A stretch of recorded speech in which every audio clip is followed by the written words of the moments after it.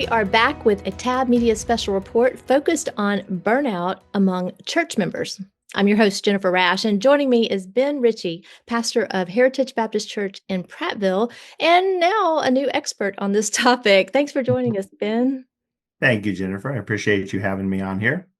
Well, we hear a lot about burnout among clergy, and there's lots of resources, lots of articles, lots of tips, and all that's going around, and an important topic as well.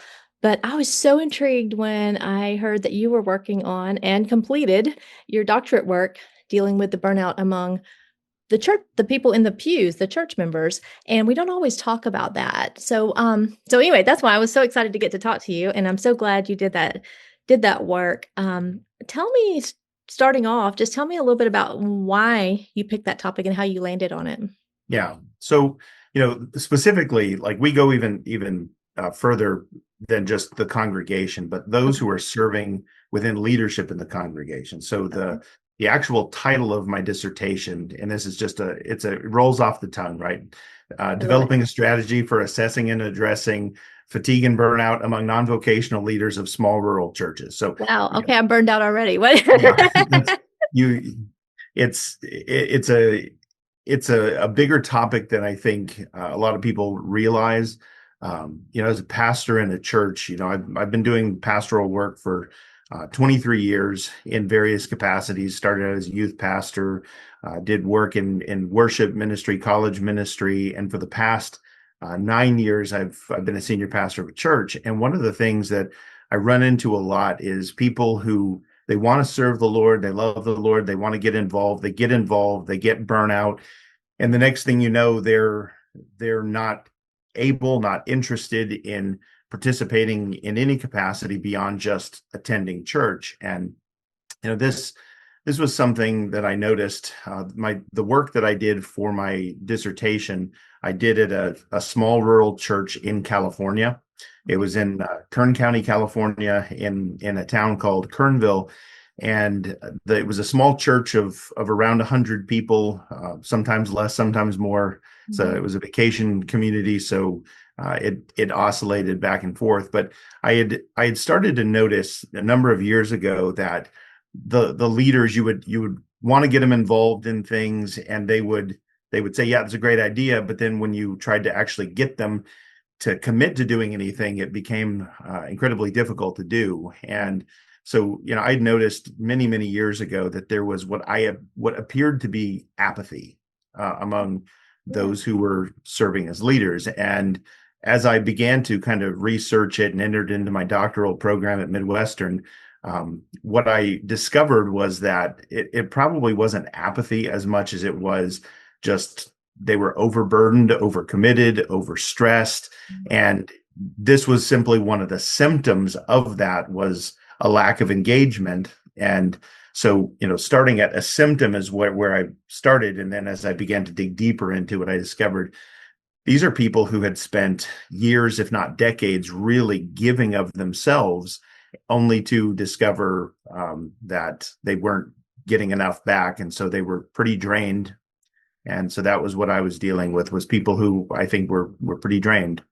Right. And going back to the title and then where you first learned all of this, do you think it kind of lands in the rural areas or the smaller church areas more than the larger churches? I don't know that it's unique to that. One of the things that I found to be true in rural areas is a lot of times your pastors and your lay leaders are not as well equipped. They don't they're not as prepared to deal with that as, if you've got a lot of churches and a lot of pastors interconnecting and a lot of resources and training going on. I think you have a little bit, you're able to get a handle on it a little bit better. But in the rural settings, you have a lot of people who, they're not even thinking about burnout, right? Because they live in a rural setting. So it doesn't strike them as much as if you're in a really busy place. I think people that live in cities and minister, even in small churches and cities, kind of understand that the shape of life and the speed of life is going to lead more to burnout. So, the specific subset that I was dealing with was because that's where I was at. Right. And there was a general sense of malaise in the whole valley that we lived in there. And it Mhm. was something that me and some of the other leaders at the church and even some of the other pastors in the area had noticed. And it's really hard to get people involved, and it's really hard to get them committed to undertaking projects and things like this, even doing things like outreach, trying to get them mobilized. It seemed very difficult. So that was where I had zeroed in. Yeah, and that it seems like it is a common challenge for so many churches. The leadership might be fresh, might not be, but there's new ideas surfacing where however they show up, and people get excited. But then, yes, then you can't get enough people to volunteer to help, or or there's just resistance in general. Different things happen there, and Right. I think about the long time term of the 20/80 rule, 20% of the people doing 80% of the work. Does that factor into any of this at all, did you find? Yeah, I think it does. And I think that a part of the where it factors in is, you have that 20% or 30% or whatever, 70/30, 20/80, Right, 90/10. I've heard it right, said. right, right. Those people, they serve out of conviction a lot of times that, there's something needs to be done. And if nobody's doing it, I'm going to step up and do it. And if they're not properly shepherded, if they're not probably properly taken care of, if they're not taking care of themselves at the same time, they get burnt out, and your 30 becomes 20 becomes 10. Yeah, It there is a sense in which burnout comes where people are overworked. mm, And the concept of burnout wasn't initially understood in a volunteer capacity. In fact, most of the early research that was done on it was within a vocational capacity. So you had a right, lot of stuff that came out of like Christina Maslach and people who were working with her out mhm. at Berkeley. And what they were studying particularly was people in helping professions. So your Oh, yeah. teachers, your medical professionals, your police, people like this. And it was the overload of work that drove it. And so the same thing is true within churches. Overload is a major uh, component driving burnout, Right. but it's not the only thing. So Mhm, yeah, your lack of people, if you could somehow spread the work in a church out among 60% of the congregation to mhm. where they were all at the same level of commitment, I don't think you'd have an issue with it. But because you find a smaller group who are willing to step up and lead, um, that group tends to get burnt out if they're not careful.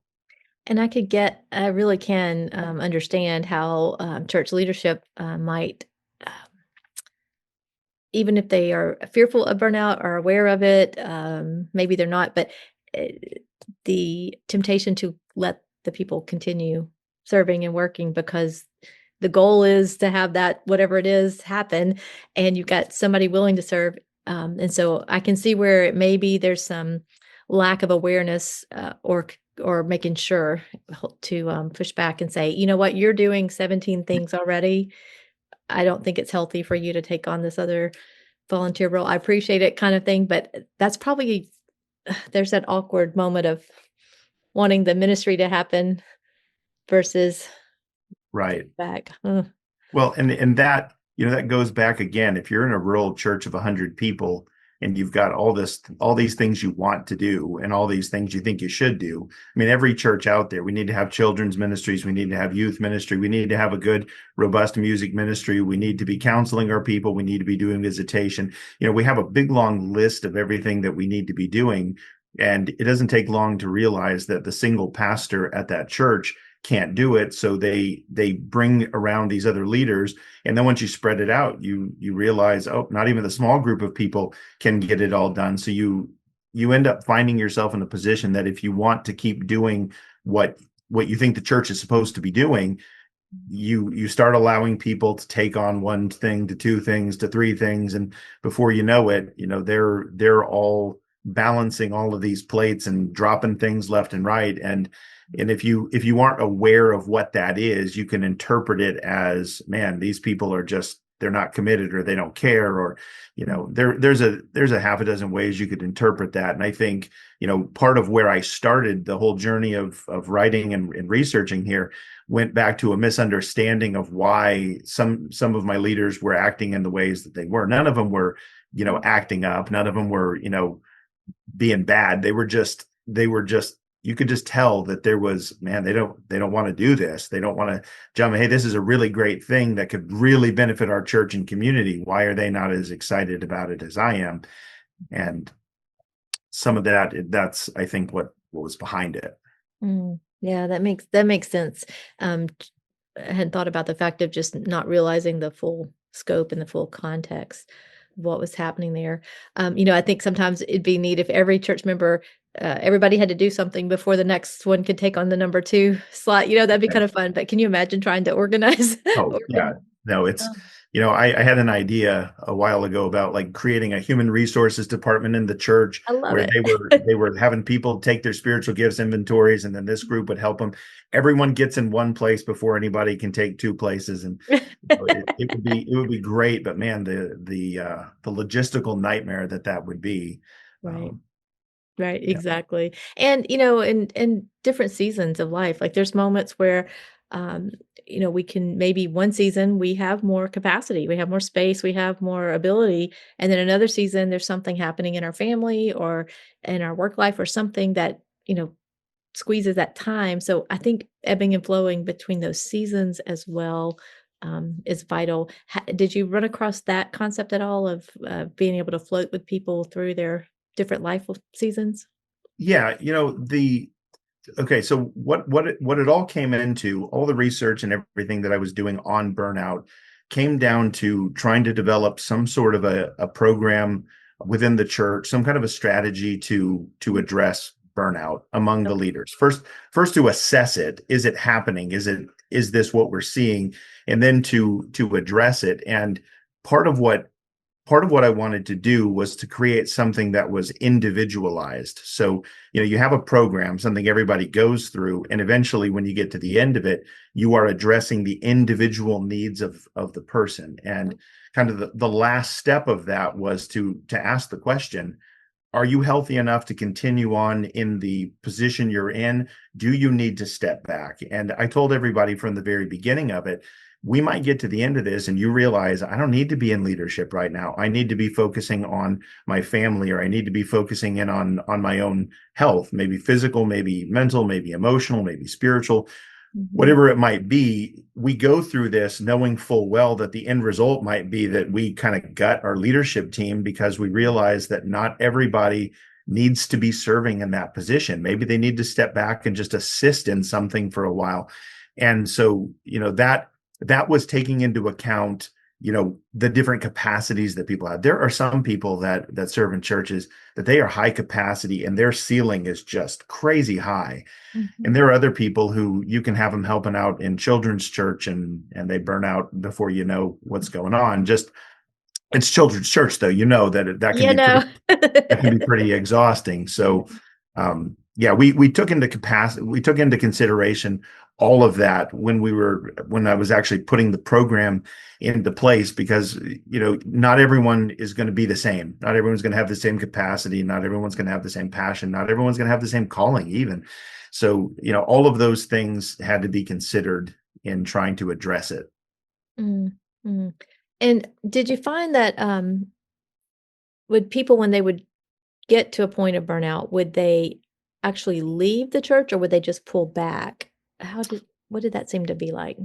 You know, that's part of the question I started with was, Mm, why are these people not acting in the way that you would expect them to? And yeah. then part of it was when you're trying to recruit people and their response to you seems kind of unreasonably evasive. Why is that? And, part of what I did in the beginning when I was doing the research part was go and talk to people who had been active in the local church that I was a part of, and then some of the other local churches in our area, and interview them and talk with them. And not most of that stuff didn't go into the paper, but it was just for my own knowledge. And when you would talk to some of these people, you would find out, yeah, well, I was serving in this capacity and I just got so tired that I just stepped back. And so here I am on the far side of it, and they're, 6-7 years in the church, not seemingly not doing anything when they were incredibly involved for such a very long time.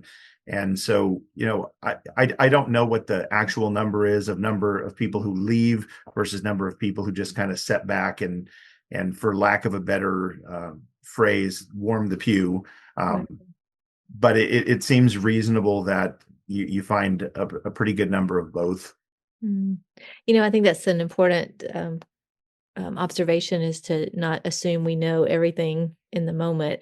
What was the history? What have they done in the past? Just because in the moment there may be something seemingly lacking. Right. What's going on there? Is it possible to um, guilt, if you will, to motivate in some ways, to push, to recruit, whatever the right word is, to get people to agree to serve that maybe need don't need to be right now for whatever reason, Oh yeah. at the expense of then their spiritual growth and health? Because if their capacity is this much and they need to be in the word and working on some spiritual growth, but they spend their time serving the church and they go, check, I've done my spiritual stuff this week. um, can some of that get kind of convoluted in there? Yeah, I think in fact, I think that's a good portion of people. And again, wouldn't begin to know what the percentage is, Right. but there are a lot of people who they do carry around this conviction that I need to be serving and I'm not serving enough. And I may be stretched as far as I can go, and yet, I should still be doing this. So you find them stepping in and doing more than they should. One of the things that I found from the very beginning of this process was that most of the time people who are burnt out don't realize they're burning out until they're at the end stage of it. Okay. So, we need somebody to come alongside us and kind of help us to understand what's going on. And that's the whole intervention process of the project that I was doing, was helping them to understand. And the first sessions we did for the project, there was some tests at the beginning to sort of figure out where people were at, retest at the end so that we can see if they've made any movement in between. And then we began by kind of doing an orientation on what is burnout and what does it look like, and particularly what does it look like in the life of people in ministry. And what was really telling was we did the pre-tests ahead of time, and when I got the information back, I was kind of surprised because it didn't seem that the people were as burnt out as I thought they would be. Okay. And then as I got to start talking to some of them, I realized, that when they did the pre-test, a lot of them were like, well, I was just answering this in terms of my ministry role, not in terms of like my church involvement or my work or Oh, anything else yeah, like yeah, that. yeah. And so they were trying to answer it in terms of just this little tiny slice of life.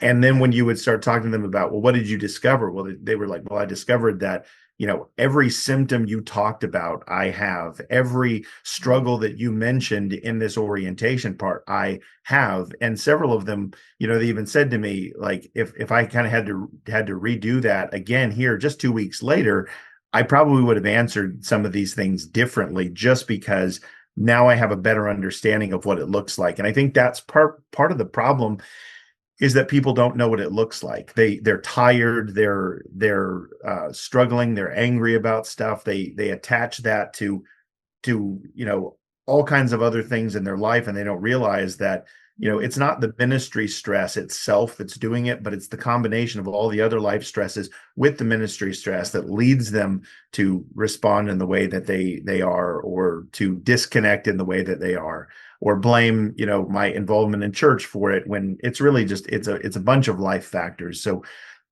I think there's a lack of awareness. I know for sure for me that was true when I first started into all of this. Is, oh man, there's a really great book out there by Christina Maslach called Burnout: The Cost of Caring. and you read that book, and when you get done with it, you're like, oh, I think I might be burnout too. So much of what's going on here is present in my life and the life of pretty much every pastor that I know. Uh, Mhm. so it informing people and making them aware of what it looks like um, is really helpful for them to understand that, oh, okay, like I might not need to be leading other people right now because I'm dealing with a struggle that's pretty significant in my own life. Mhm. That's good.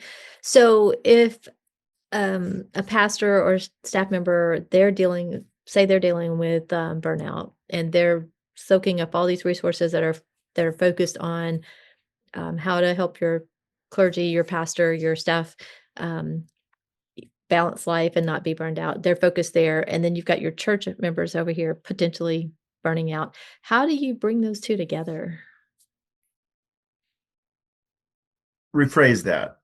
Um, Well, if I'm just say on the church staff and I'm drowning and I'm dealing with burnout, I might yeah, be so self-absorbed in that I'm not noticing.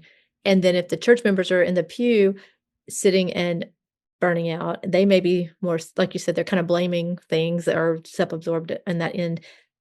Is there a way to somehow say, hey, maybe these are bouncing off each other and creating mutual burnout? Is there something there that is there a healthy way to enter in to say, "You know what? We're gonna do these things to not, go there if we're not there already." But if we found ourselves so maybe somebody's listening and they're like, "I am there. Our congregation's dealing with this." Are there some steps that you found, some practical tips to say, "Here's how to get out of it if you're there, and here's how to avoid it if you're not there?" yeah. So the first thing I would recommend is for the leaders of the church to begin looking into it, reading on it, like discovering what the signs and the symptoms and stuff like that Yeah, are.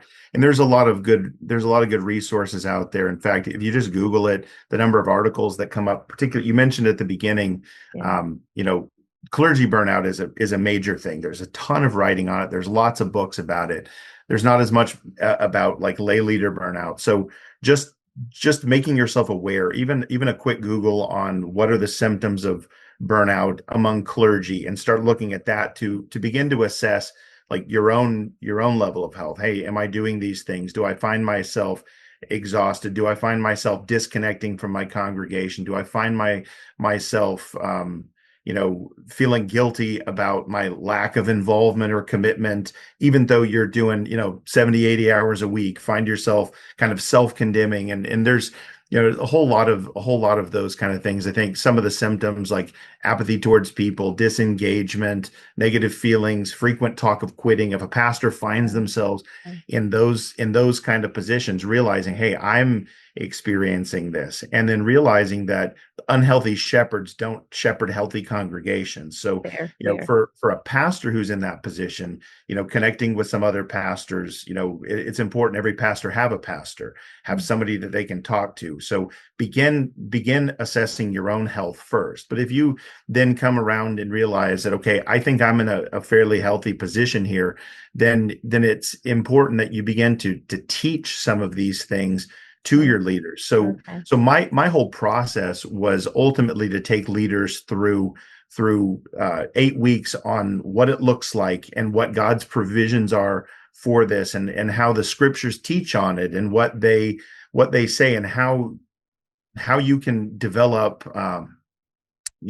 safeguards against it. And you Mm, know in the end, the best thing for a church, a leader, anybody is prevention, right? mhm, Intervention, it comes if prevention has not happened. And so right, I think a lot of churches they're not teaching preventatively on this. So therefore, then they've got to do intervention. And that's exactly what we had to do at our church as well, was intervention. But if you will take the time to kind of learn what the signs are and what it looks like in mm, your leaders and things like this, you can hopefully intervene if they're struggling, or mhm, lay in some strategies to prevent it. Like, right, some of the things that I found, I based most of my project around First Kings 19 and the story of Elijah mhm. after he fights with the prophets of Baal. It doesn't really fight with them. I mean, they get burned up. the sacrifice gets burned up, they get killed and tossed into the creek there.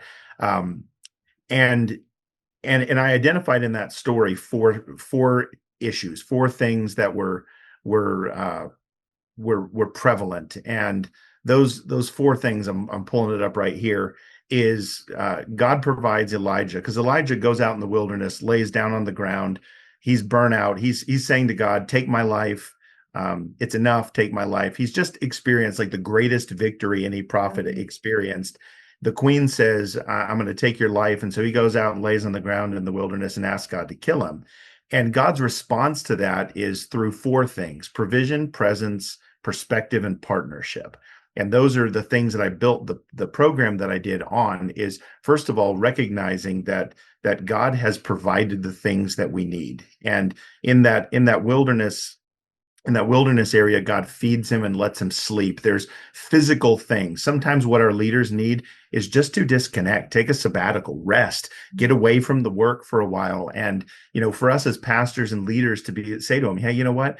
Take take 2 or 3 months off. It's okay to do that. We're not going to crash and burn in the meantime. You need to rest, focus in on recovery. And then, there's the whole idea of presence and recognizing that Elijah at no point is left alone. God is there with him through his angel when he feeds him and lets him rest. God is there with him as he goes to Mount Horeb. He meets him on the mountain. He speaks to him there. God's presence is there from beginning to end.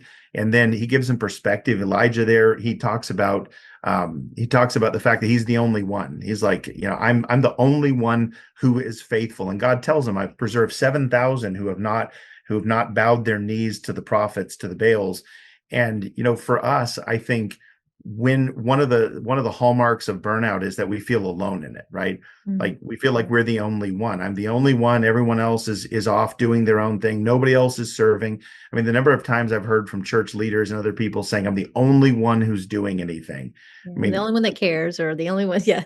I'm the only one. And getting that perspective where you can help them understand, like, we're interconnected, there's a partnership. Even the 80/20 rule is not really true. Like, Mhm. years ago my wife was the nursery director at our church, and we were just having the hardest time getting nursery workers and filling the spots. And we had talked about, like, nobody's wanting to do it, nobody's faithful. And we sat down and we wrote a list of all the people who did nursery during one of the Sunday morning, Sunday night, Wednesday night, Sunday school, four segments here. We discovered there were 75 people who were serving in nursery. Wow. 75.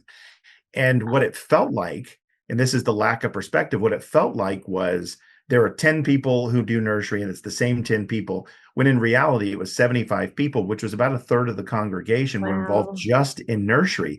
And I think helping our congregations get the perspective that, hey, like, yeah, not everyone's serving in the same way, but God is using a bunch of people to make this happen.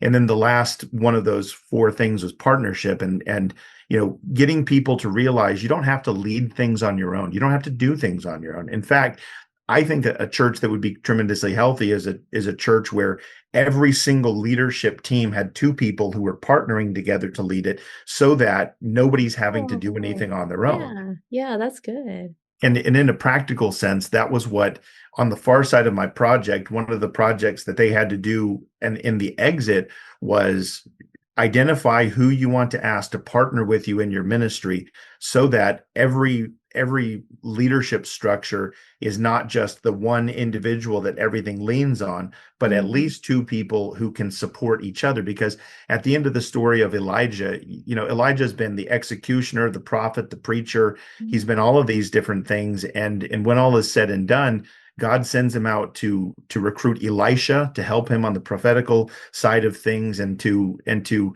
bring these two kings in who are going to punish Israel for their unfaithfulness, and punish their enemies for their unfaithfulness. So you've got God bringing people into his life so that he's not saying, I'm all alone. And so those four elements there: provision, presence, perspective, and partnership, became the framework for how to respond in a church where things have become imbalanced and where people are struggling with burnout and fatigue. I like that. I'm a big fan of cross training and mentoring and sharing and succession planning and all of that anyway, and so that Right. makes what you just said makes so much sense to me because if you put everything on one person, then you've got a single point of failure potential. If there's a health issue or some kind of move or just something or just back to burnout, something happens, then you've got to reinvent or reestablish from the ground up Right. versus having someone already ready to step in if something happens. But then Right. they can trade off, and it's not as much. That's not as heavy. I love that. Right. It's protective. I think more than Yeah. anything, it's protective because, we're our own worst enemy sometimes, and we get in our own head and we think things are worse than they are. And if we have somebody partnering along with us, they can say, hey, it's not what you think it is, and can help give us clarity or help us when there's too much work to do. And I think in general, if you go back scripturally and you go back all the way to the beginning, God creates one person and then says it's not good for man to be alone. Mm. And so he makes a helper suited for him, somebody who's a complement. And so, he brings them together. And when Jesus sends out the disciples, he sends them out two by two so that they've got somebody there to partner with them. Yeah. And you go back to the book of Ecclesiastes, and two are better than one is what we're told. And so over and over again, you see all through scripture this idea that what protects you in ministry and life is having people there. The relationships are they're encouraging, they're protective, they're instructive. We learn from other people. And I think particularly because of the isolating nature of burnout, relationships are a major part of setting things right on the far side of it. Mm. So it's on us too to be real, be transparent. If Mhm. we're struggling, don't maybe not feel like we're letting the entire church down. Just be Right. honest and Well, ask for help. But look for that partnership. right. And I Mm. think I think as leaders in churches, if you're the pastor of the church or you're the leader of a ministry in the church, and you start to see symptoms and signs of burnout among your people, Mhm. being proactive about helping find somebody and bring somebody alongside of them. And that's not easy to do. Sometimes people reject help because they don't want to feel like they're weak. They don't want to feel like they're failing. Maybe they don't feel like somebody else can help them with it. But trying to be proactive and shepherd them into those partnerships is I think an important part of helping them do something for themselves that they may not do or may not even think Yeah. they need to do. Yeah, that's fair. All right, give me the title again.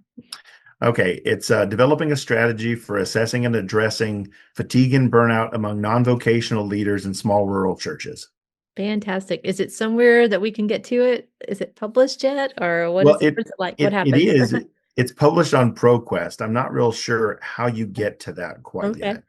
yet. I when they published it through the school and everything at the end of this school year, and so it exists out there. I have it in bound form, um, Right. Well, but and we'll plan to do, some follow-up in the Baptist paper and the Alabama Baptist as well to get some of your nuggets and tips, so we'll plan on that.